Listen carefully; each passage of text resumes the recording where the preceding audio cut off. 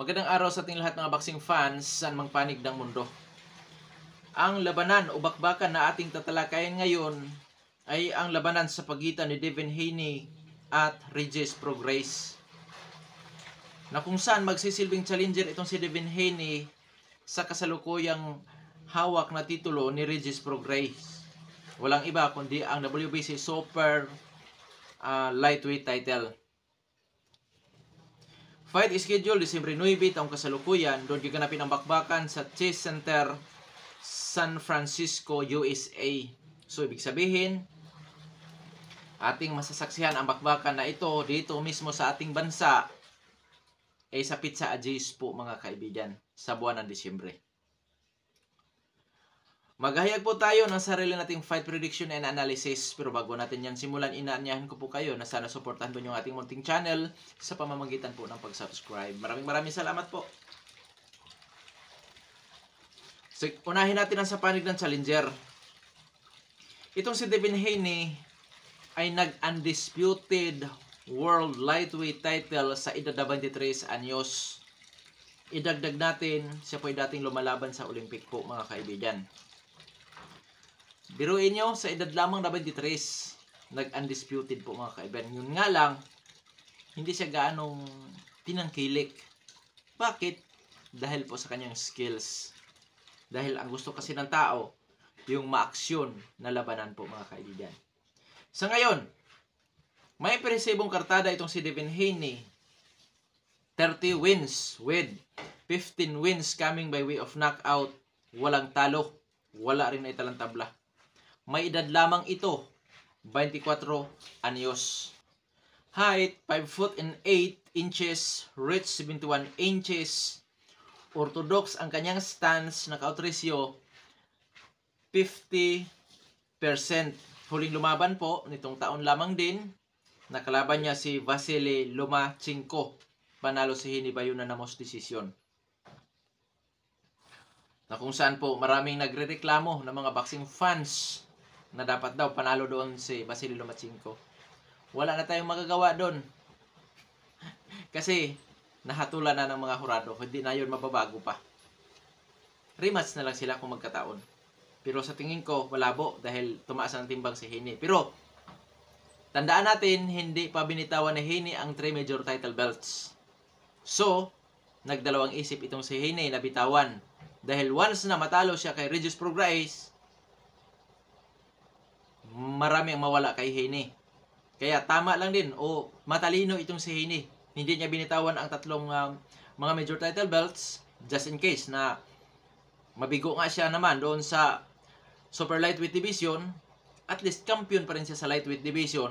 Mayroon pa rin siyang trabaho mga kaibigan na pagdidipinsa dito sa 3 major title belts. Kaya naman mga kaibigan, tuso itong si Haney matalino. Pagdating sa skills nitong si Haney, ito po ay technical fighter. Anong ibig sabihin nun? Taglay ni Haney, ang sweet science of boxing, mahigpit sa dipinsa, magaling sa opinsa, magaling sa puntusan. Hindi kilalang knockout artist itong si Devin Haney, bumawi naman siya sa kanyang skills. Sa panig naman ng kasalukuyang kampiyon na si Regis Prograis. Itong si Regis Prograis po mga kaibigan, may impresibong kartada sa ngayon. 29 wins with 24 wins coming by way of knockout. May isang talo. At wala pang naitalang tabla. May edad na 34 anyos.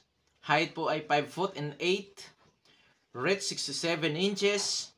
South po naman ang kanyang stance. Knockout ratio 82.76%.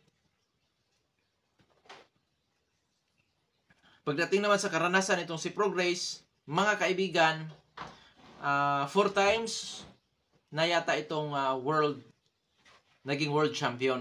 Dati sa WBA, kung di ako nagkakamali. Tapos, dito naman sa WBC po mga kaibigan. Sa ganong division pa rin sa Super Lightweight Division. Pagdating naman sa skills nitong si Regis Prograis, technical fighter din po itong mga kaibigan. Magaling sa opinsa, mahigpit sa dipinsa. Ang kaibahan lang nito, mataas ang knockout ratio. pagka nakatama mga kaibigan, may kalalagyan din po talaga ang kanyang makatunggali. So dito mga kaibigan, pagdating sa edad, 24 years old lang si Haney. 34 years old na si Prograis. Ganun pa man, pasok pa rin sa prime si Prograis. May laban pa rin. Height and reach advantage. Huwag kayong magtaka sa actual kung sakaling mas malaki, mas matangkad si Haney dito. Bakit? Bata pa si Haney. Ibig sabihin, may posibilidad pa na tumatangkad itong si Haney. At yun na nga, may posibilidad na hindi na 5'8 ang height itong si Haney. Ang record kasi niya doon sa box rec ay 5 foot and 8. Pero may posibilidad na mas tumangkad na ito dahil nga bata pa ito. Lumalaki pa itong si Haney po mga kaibigan. Pero ganun pa man, sundin natin ang sa record. So ibig sabihin magkasing tangkad sila. Ngunit pagdating sa pahabaan ng galamay po mga kaibigan, medyo malayo. 4 inches ang diferensya po lamang si Haney. Ngunit pagdating naman sa knockout ratio, malaki po ang diferensya.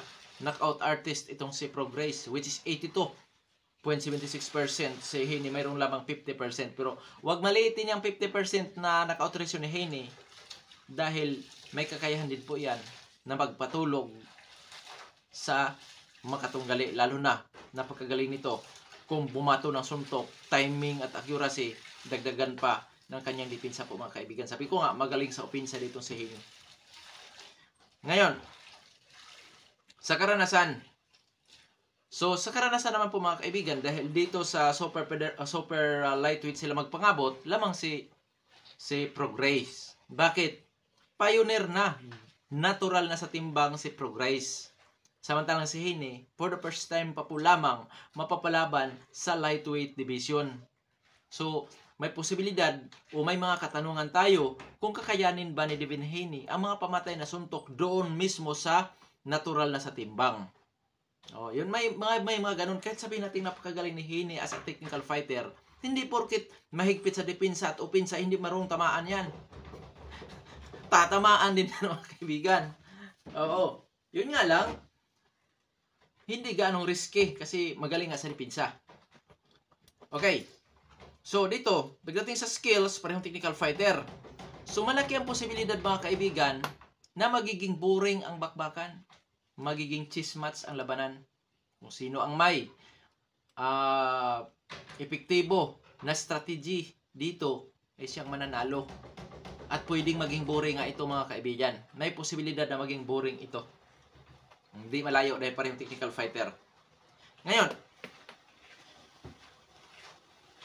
prediction na tayo.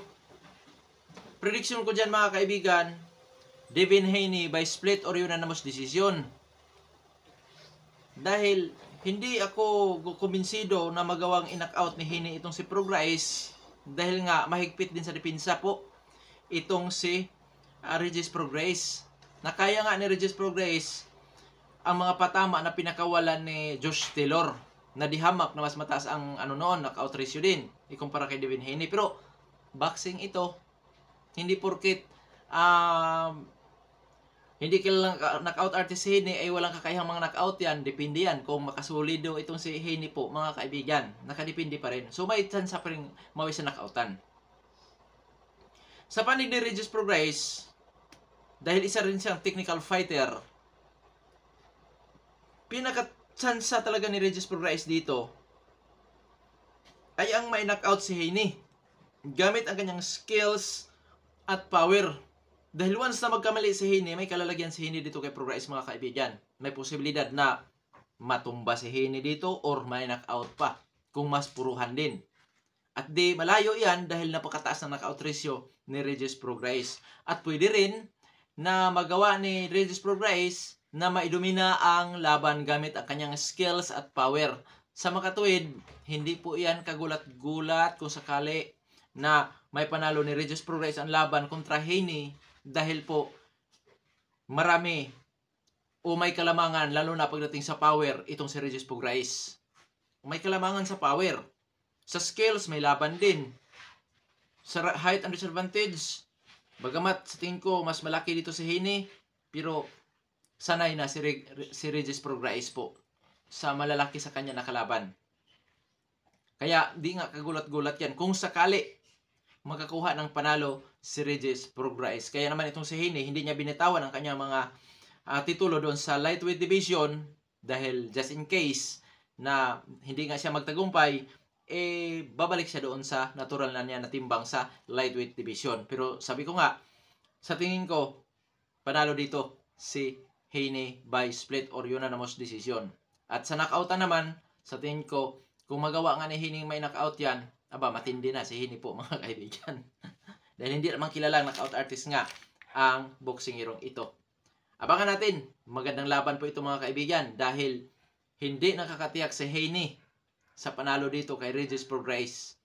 Oo, hindi siya nakakatiyak dyan dahil di hamak na lamang sa power si Prograis at may magandang skills din si Prograis mga kaibigan. Maalala ko nga yung laban ni si Binati Nonchinga kontra Coriel. Ang knockout ratio ni Nonchinga is 72%. Si Coriel ay mayroon lamang 17%. Mas malaki si Nonchinga, mas matangkad si Nonchinga. May skills din si Nonchinga, pero isang suntok lang ang tumama doon kay Nonchinga sa mukha o sa ulo. Baligtad si Nonchinga. Anong nais ko na pahiwatig? Hindi porket mababa ang knockout ratio ay walang kakayahan na magpa-knockout sa katunggali. Kaya dito sa labanan na ito, bagamat parehong technical fighter ang maglalaban, may posibilidad pa rin na mawi ito sa knockoutan dahil napakataas ng knockout ratio ni Prograis. At siyempre, itong si Haney naman ay hindi naman natin pwedeng sabihin maliit din ang kanyang knockout ratio, which is 50%, sa makapuro na lamang mga kaibigan. Kaya lang pinili ko si Haney dito na siya po ang magtagumpay sa laban. Hanggang dito na lamang ito Pandong Sports PH. Maraming salamat po.